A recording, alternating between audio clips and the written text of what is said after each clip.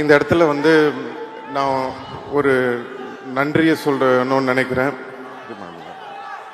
இந்த இடத்துல கொஞ்சம் நான் என்னுடைய தந்தை திரு டி ராஜேந்தர் அவர்களுக்கும் உஷா ராஜேந்தர் அவர்களுக்கும் இங்கே நான் வந்து நன்றி சொல்ல கடமைப்பட்டிருக்கேன். ஏன் அப்படின்னா, சின்ன வயசில் எல்லா பசங்களுக்கும் சாக்லேட் வாங்கி கொடுப்பாங்க, வெளில கூட்டு போவாங்க, படத்துக்கு கூட்டு போவாங்க, பீச்சுக்கு கூட்டு போவாங்க, விளையாட சொல்லுவாங்க, இல்லை படிக்க சொல்லுவாங்க. ஆனால் பிறந்ததுலேருந்து எனக்கு நடிக்க சொல்லி கொடுத்து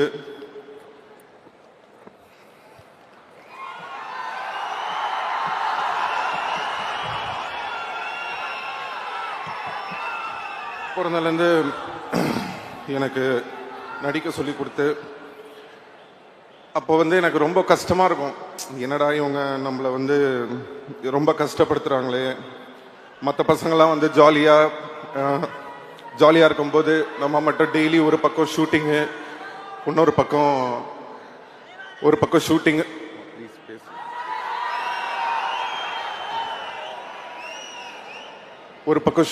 ஒரு பக்கம் வந்து படிக்கணும். ரொம்ப கஷ்டப்பட்டிருக்கேன் சின்ன வயசில். அப்போல்லாம் நினைப்பேன், ஏன் நம்ம இவ்வளோ கஷ்டப்படுத்துகிறாங்க அப்படின்னு சொல்லிட்டு. ஆனால் இன்னைக்கு வந்து ஒரு 40 வருஷம் கழிச்சு கமல் சரோட நடிக்கிற ஒரு ஆப்பர்ச்சுனிட்டி வரும்போது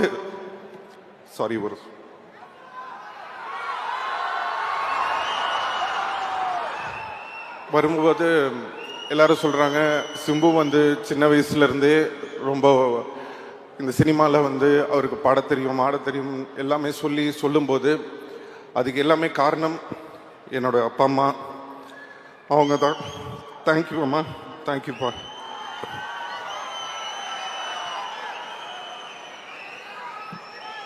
ஸோ இன்னைக்கு வந்து எங்கள் அப்பாவை நான் வர வேணான்னு சொன்னேன் இந்த audio லான்ச்சுக்கு.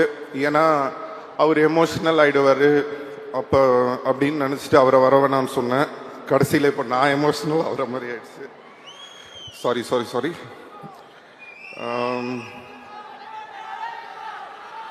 So thank you Kamal sir. இந்த படத்தில் வந்து பார்த்தீங்கன்னா ஒரு டைலாக் இருக்குது, இனிமே இங்கே நான் தான் ரங்கராய சக்திவேல்னு. அந்த டைலாக் வந்ததுக்கு அப்புறமா சோஷியல் மீடியாவில் எல்லா இடத்துலையும் வந்து நான் ஒரு விஷயம் பார்க்குறேன். கமல் சாருக்கு அப்புறம் இவர் தான் அந்த இடத்த பிடிக்க போறாரு. ஸோ கமல் சார் வந்து இவருக்கு அந்த இடத்த வந்து இது பண்ணியிருக்காரு அப்படின்லாம் சொல்றீங்க. நான் வந்து ஒன்று சொல்லணும்னு ஆசைப்படுறேன். தேவர் மகன் ஒரு படம் இருக்கு. அந்த தேவர் மகன் படத்தில் வந்து சிவாஜி சாரும் கமல் சாரும் நடிச்சிருப்பாங்க.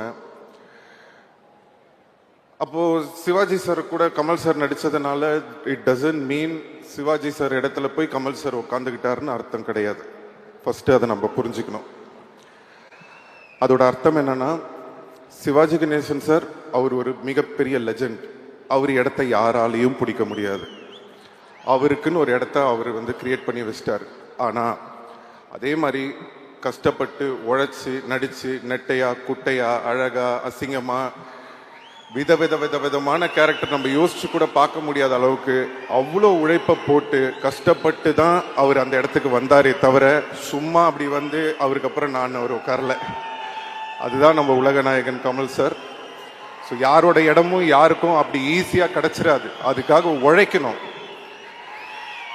ஸோ இந்த படத்தில் வந்து கமல் சாருக்கு வந்து என்ன பண்ணியிருக்காரு அப்படின்னு நான் அந்த டைலாக்கை நான் எப்படி பார்க்குறேன் அப்படின்னு சொன்னால், கமல் சார் ஒரு இன்டர்வியூவில் சொல்லியிருந்தாரு, இனிமே வர ஜென்ரேஷனுங்க என் மேலே ஏறி போங்க, என் ஷோல்டரில் நீங்கள் நில்லுங்க, என் ஷோல்டர்லேருந்து நான் உங்களை தூக்கி விடுறேன்னு. சார், நான் உங்களை ஒரு ஏணிப்படியாக தான் சார் பார்க்குறேன். அந்த ஏணியாக நீங்கள் இருந்து என்னை ஏறி போங்க அப்படின்ற மாதிரி தான் நான் அதை எடுத்துக்கிறேன். உங்கள் மேலே கால் வச்சு உங்களை மிதிச்சு போல சார், உங்களை மதிச்சு தான் சார் போகிறோம். இப்படி ஒரு பெருந்தன்மை அடுத்த தலைமுறை வரணும் அப்படின்ற அந்த பெருந்தன்மை நிறைய பேருக்கு வராது.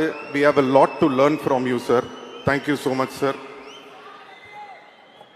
நான் இதை வந்து ஸ்டேஜுக்காக சொல்ல, கண்டிப்பாக இதை நான் என்றைக்குமே மறக்க மாட்டேன்.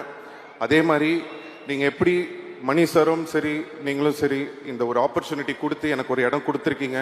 உங்களோட பேரை வந்து காப்பாற்றுற மாதிரி நான் மேலும் மேலும் மேலும் உழைச்சு அதுக்கான ஒரு தகுதியான ஒரு பர்சனாக நான் ஃப்யூச்சரில் கண்டிப்பாக வருவேன்றத உங்களுக்கு நான் இன்னைக்கு சொல்லிக்கிறேன். Thank you sir, thank you. ரசிகர்கள்,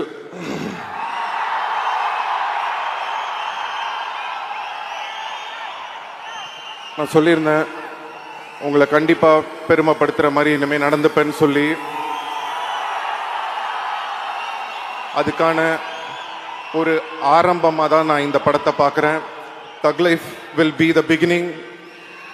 ஸோ தேங்க்யூ ஸோ மச். காலதாமதம் கொஞ்ச நாள் கொஞ்சம் டைம் ஆயிடுச்சு, கவலைப்படாதீங்க.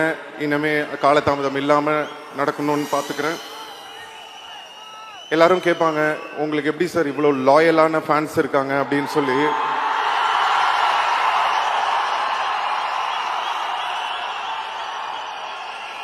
நான் சொல்லுவேன், என்னன்னா ஒரு 10 பேர் இருக்கிற ஒரு இடத்துல யாராவது ஒரு சில 2 பேர் நல்லவங்க இருப்பாங்க. அப்படி ஒரு சில நல்லவங்க இருக்கிறதுனால தான் இந்த உலகம் இன்னைக்கும் இயங்கிக்கிட்டு இருக்கு. அந்த மாதிரி அந்த ஒரு சில நல்லவங்க வந்து என் ரசிகராகவும் இருக்கிற ஒரு ஆப்பர்ச்சுனிட்டி எனக்கு கிடைச்சது. அப்படிப்பட்ட ஒரு நல்ல உள்ளங்கள் எனக்கு ரசிகர்களாக கிடைச்சதுக்கு நான் இறைவனுக்கு நன்றியை தெரிவிச்சுக்கிறேன்.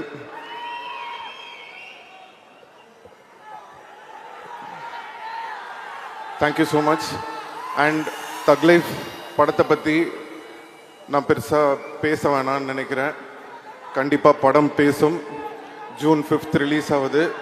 உங்கள் எல்லாருடைய சப்போர்ட்டும் அன்பும் ஆதரவும் இருக்கும்னு நம்புகிறேன். தேங்க்யூ ஸோ மச் எல்லாருக்கும்.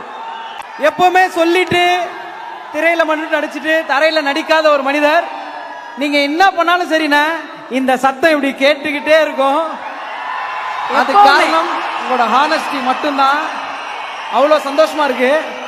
இப்படி ஒரு மாசான ஒரு மேடை எங்களுக்கு ஒரு ஆசனை. நாங்க இவ்வளோ இத்தனாயிரம் பேர் சேர்ந்துருக்கோம். இனிமே இங்க நான் தான்ற டைலாக் நீங்க அங்க இருந்து சொல்லணும்னா அதை நாங்க இங்க இருந்து கேட்கணும். எங்களுக்காக கமல் சார், மணி சார், இனிமே இங்க நான் தான் ரங்கராய Sakthivel. Thank you so much, STR. We love you.